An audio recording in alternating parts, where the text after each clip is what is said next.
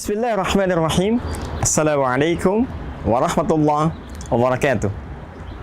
Alhamdulillah, wassalatu wassalamu ala rasulillah wa ala alihi wa sahbihi wa man wala wa ba'du.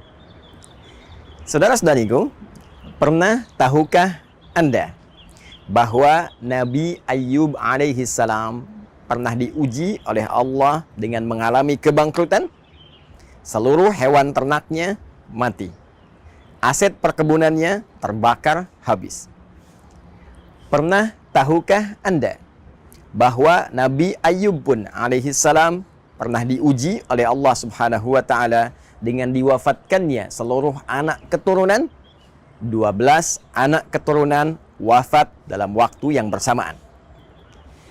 Pernah tahukah Anda bahwa Nabi Ayyub alaihi salam pun pernah diuji oleh Allah dengan satu ujian penyakit yang tidak biasa, tak pernah dirasakan oleh orang sebelumnya dan tidak pernah dialami oleh manusia setelahnya.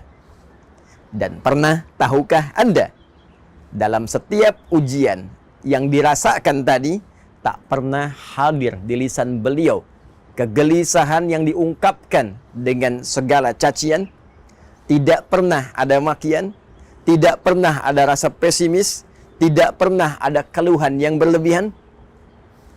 Saudaraku, yang terjadi dalam setiap ujian yang dititipkan oleh Allah untuk meningkatkan keyakinan dan iman beliau kepada Allah Subhanahu wa taala selalu diiringi dengan peningkatan ibadah yang luar biasa dari setiap tahap ujian yang dilalui. Beliau justru baru bermohon kepada Allah Subhanahu wa taala agar dianugerahi kesembuhan saat penyakit yang dimaksudkan mulai terasa menghambat kualitas ibadah beliau kepada Allah Subhanahu wa taala.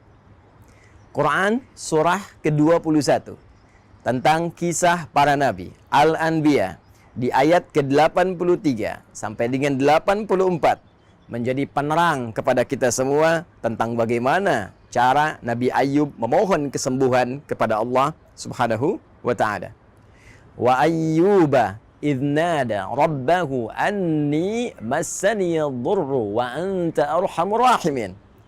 Dan kami buka kisah Ayyub alaihi salam ketika beliau bermohon dengan khusyuk kepada Rabbnya, ya Allah, penyakit ini sudah mulai menghambat hamba untuk ibadah, sudah mulai menyakiti hamba, dan rasa sakit ini bukan hanya sekedar sakit berupa penyakit, tapi sudah mulai mengganggu hamba untuk ibadah kepadamu ya Rabb. Kalau cuma penyakit yang tidak mengganggu hamba untuk ibadah, hamba bisa menerimanya. Tapi kalau penyakit ini sudah mulai mengurangi cara hamba ibadah, mengurangi kuantitas hamba untuk ibadah, maka hamba mohon kepadamu ya Rabb, anugerahkan kesembuhan agar hamba bisa ibadah maksimal seperti sebelumnya.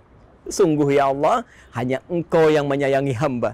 Jika pada yang maha penyayang saja tidak menyembuhkan, lantas kepada siapa lagi hamba mesti memohon? Pernah tahukah Anda, ketika kalimat ini dipanjatkan, bagaimana respon ilahi dalam menjawabnya? Turun ayat ke-84 untuk memberikan gambaran kepada kita secara cepat. Fastajabna lahu wa kashafna ma bihi min dhurrin wa atainahu ahlahu wa mithlahum ma'ahum rahmatan min indina wa dzikra lil 'abidin. Tidak menunggu lama, Allah langsung merespon seruan hamba terkasihnya. Pada masa itu, Ayyub alaihi salam, kami langsung jawab doanya. Perhatikan kalimat Qur'annya. Kami langsung jawab doanya tanpa jeda, menggunakan huruf fa, harfu atfin rabitin baina syai'aini bila hudud. Huruf perangkai di antara dua peristiwa tanpa jeda. Peristiwa pertama bermohon, peristiwa kedua dikabulkan doanya. Antara bermohon dengan dikabulkan tanpa jeda. Fakashafna ma bihi min dhurr.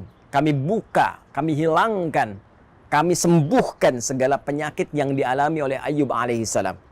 Wa atainahu ahlahu wa mithlahum ma'ahum rahmatan min indina.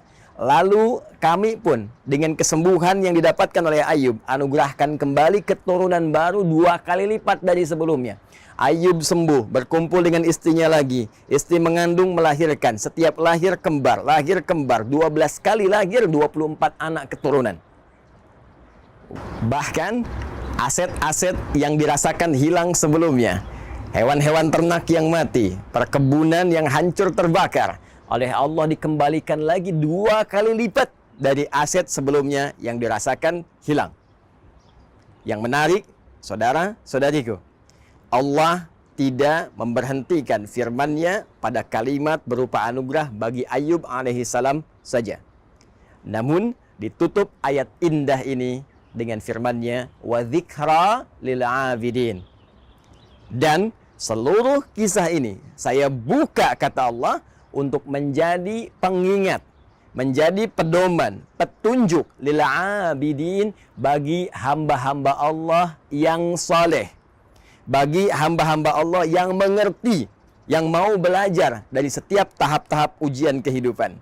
Seakan Allah ingin memberikan kesan kepada kita, hamba-hambanya yang hidup di masa kini.